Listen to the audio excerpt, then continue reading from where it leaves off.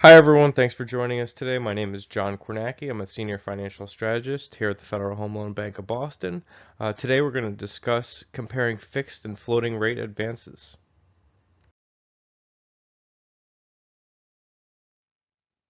We're going to start off here by going through the indices that our floating rate products price off of. We have two here. The first one, the Secured Overnight Financing Rate, or SOFR, and the second one being discount notes.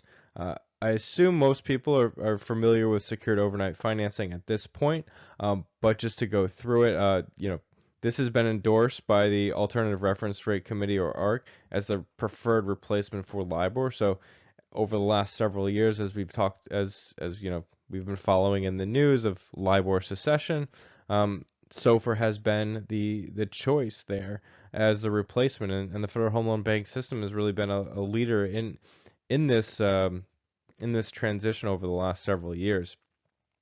SOFR is based off of transactions in the $1 trillion repurchase or repo market, and so that's a highly liquid market um, with with with significant transactions taking place every single day. And so one of the issues with LIBOR was obviously that there wasn't a lot of volume, there wasn't a lot of pricing that took place, and so with SOFR, it's a robust market that is transacting all day, every day. It's administered by the New York Fed, and it reflects the cost of borrowing of overnight transactions that are collateralized by the U.S. Treasury securities. Then moving over to discount notes. Discount notes are short-term debt issued by the Federal Home Loan Bank system. They're available daily via the window program or each Tuesday and Thursday through an auction. And those auctions are the basis for the DNA floater, and that's where advances are committed and when they price. Um, Federal Home Loan Bank system is a highly sought after and well-regarded issuer, and that helps keeps the system debt strong, and really that helps drive pricing. These are our basically T-bills. These are FHLB T-bills, and so um, very safe debt, and that allows us to offer highly competitive pricing out to our members. And so we're going to discuss, what the actual Federal Home Loan Bank of Boston products look like, but this just gives you an idea of what the indices are and a little background on them. Now we're going to talk about the floating rate products that FHL Bank Boston offers. After the indices that we just discussed in the prior slide. So the first product here is the SOFR Index Advance. This is a floating rate product with the floating rate indice being the secured overnight financing rate. This advance is prepayable with a fee, and we offer it from 1 month out to 20 years. And so when you take out the advance, it's based off of the secured overnight financing rate plus a fixed spread, and that fixed spread is fixed for the life of the advance. And then the second product here is our discount note auction floater advance. We talked about what discount notes are, so this is a floating rate advance as well, with the floating rate index resetting every 4 weeks or 13 weeks. And so you have the option when you take out the advance whether you want the reset to occur every 4 weeks or 13 weeks.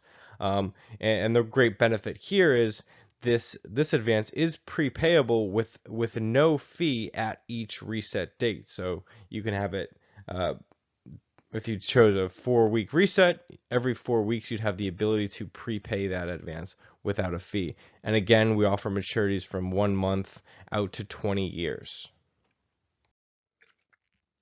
All right, let's talk about some pricing now. And so what we're looking at is FHL Bank Boston advance rate pricing as of January 24th. The green line represents our classic advances across the curve out to 12 months. And then the light blue X's represent our day one SOFR index advance rates. So that's the SOFR index plus a spread. And you can see the indice rates on the top left of this chart with SOFR at 5 basis points and the DNA index at 3 basis points. And so you see that 1 year, 1 month DNA floater advance is priced at 28 basis points today. So when you compare at the 1 month product to the 1 month classic, you see 10 basis point difference on day one with SOFR and 9 basis points difference with the DNA floater. And then you look out across the curve to 12 months, spreads don't really widen on your SOFR product, and so there's some significant difference in pricing from your classic to your floater. And obviously, there's things to consider there, especially with a floating rate advance that reprices daily. And we're going to discuss that in the next several slides of how you can take advantage of that, especially as there's lots of discussion now with the Fed potentially raising rates several times in 2022. But even with that, there's opportunities to take advantage of a floating rate product versus a fixed rate product when spreads are wide enough to take advantage of. So we'll discuss that in the next few slides. So the way we're going to go through this presentation today is we're going to look at a number of different scenarios. And we're going to take this at looking at whether you took out a fixed rate, classic advance versus the comparable SOFR index advance. So this first example here is we're looking at what if there's you took out a 3-month classic advance or a 3-month SOFR, and there's one rate hike of 25 basis points in March. So you take out the advance on January 24th, there's a hike in March, and the advance then matures 3 months later. What's your cost savings there? And so if we assume one rate hike here, you see that 46 basis points for a 3-month classic advance. All-in cost for the SOFR index advance would be 36 basis points. So 10 basis points of savings. So depending on how you feel the Fed will move over the next 3 months, will determine the savings that you may expect there. So if you think the Fed is going to be more hawkish, the savings might be contracted compared to the 10 basis points. Or if you think they're going to be dovish and won't be able to raise rates, or one hike is what you'd expect, you'd get some significant savings there. And so the ability to save when their spreads are wider for a floating rate product versus a fixed rate product gives you more room. If Fed does start to raise rates, you have the ability to still save below that of the fixed rate comparable product. All right, so now we're going to look at another scenario here. This one is we're going to go out a little bit longer in term, and we're also going to get a little more hawkish with what the Fed does. So here we're looking at 6 months, and we're going to raise rates 3 times, 25 basis points each time. So you can see that, going out 6 months and raising 25 basis points each time, you still save with the SOFR index advance. So 63 basis points on the 6-month classic versus 60 basis points on the SOFR index advance. So even raising 75 basis points on SOFR over the course of 6 months, you still get the savings. So we're raising here in this scenario March, May, and June. So if you think that if the Fed is not able to raise in May and they have to push it back to June and then maybe July, the delay in hikes will also benefit you in getting greater savings versus the classic advance.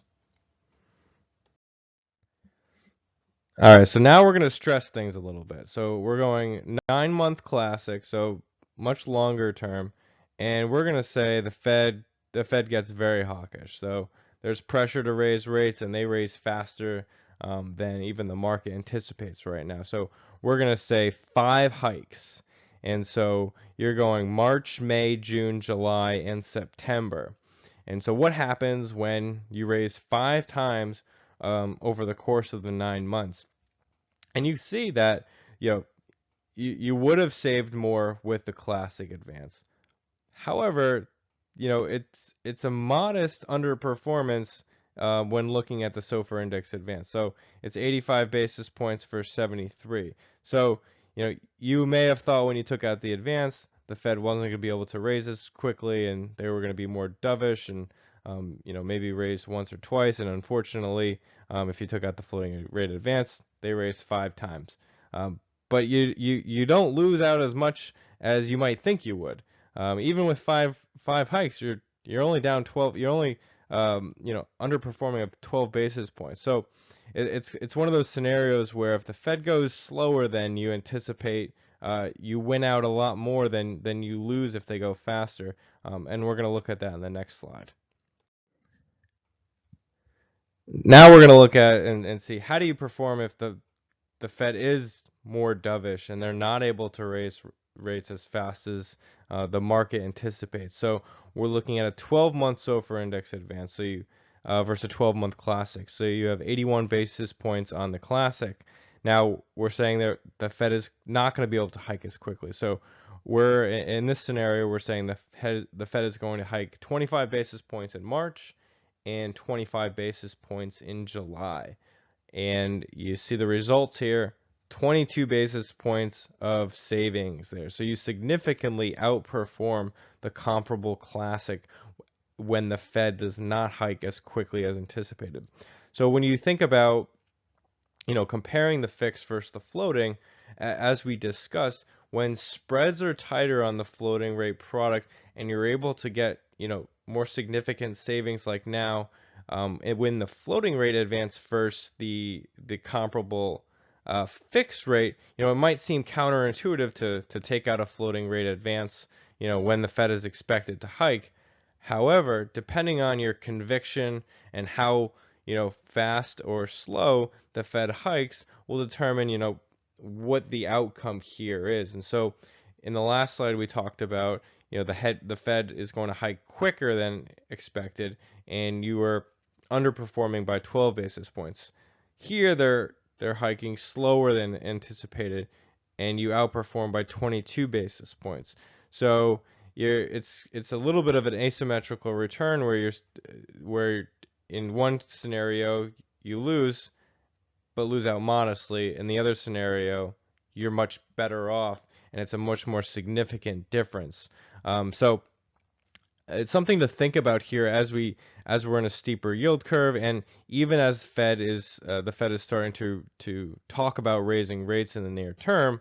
There's opportunities here depending on how you're funding your balance sheet, what you're looking to do, the term that you're looking to go out to, and comparing the fixed versus the floating rate product, and seeing the value and looking at the floaters right now.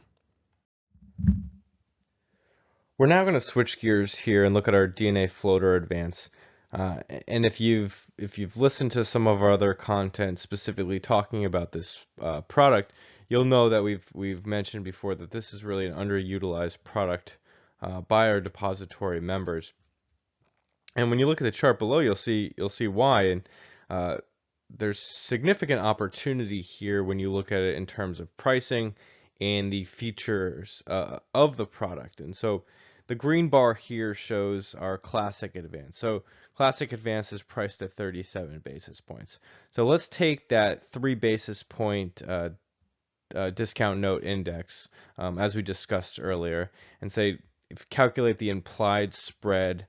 That would get you to the 37 basis points. And that would be 34 basis points of implied spread above that of the discount note. Now, move over to the blue bar here, over on the right here. This is a 1 year, 1 month discount note auction floater. And so you take that same 3 basis point index plus 25 basis points of the fixed spread that the DNA floater is priced on today. That gets you to a 28 basis point all-in day one rate. And so that's a 9 basis point savings from the 1 month classic to the 1 year, 1 month DNA.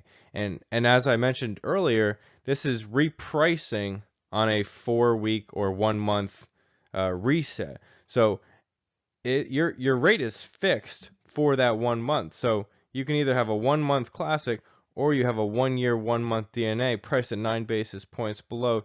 You still have the ability to prepay that advance without a fee every 1 month, and your spread is fixed out to 1 year. So you're not taking any spread risk. So if spreads blow out over the course of the next several months, you don't have to worry about rolling that 1 month classic and seeing what happens to the advance rate when spreads widen, because you've fixed your spread for 1 year. So as I have here on the top of the page, heads you win, tails you flip again. So you own the optionality, uh, but you get paid for it with a lower rate. So really, there's a lot of value here in looking at this. And again, when we're looking at a floating rate versus a fixed rate product, it's kind of counterintuitive to think, oh, a floating rate product might be beneficial right now, especially as the Fed's going to be expected to raise rates in the coming months. However, depending on what you're trying to do with your balance sheet or how you're funding, the floating rate product may be more beneficial than the fixed rate product at this point. Thanks for tuning in today. As always, feel free to reach out directly to me or your relationship manager. Any of the scenarios that we talked about today, they can be customized, and we can kind of go through specific scenarios that may be of interest to you, and kind of playing around with what's the Fed going to do, and how does this impact the rates on the floating rate products, and specific terms that you may be interested in as well. The terms are customizable to the needs of your balance sheet, so we can price out uh, specific terms that fit your needs. So happy to discuss this in more detail. Again, thanks for listening today, and have a great rest of your day.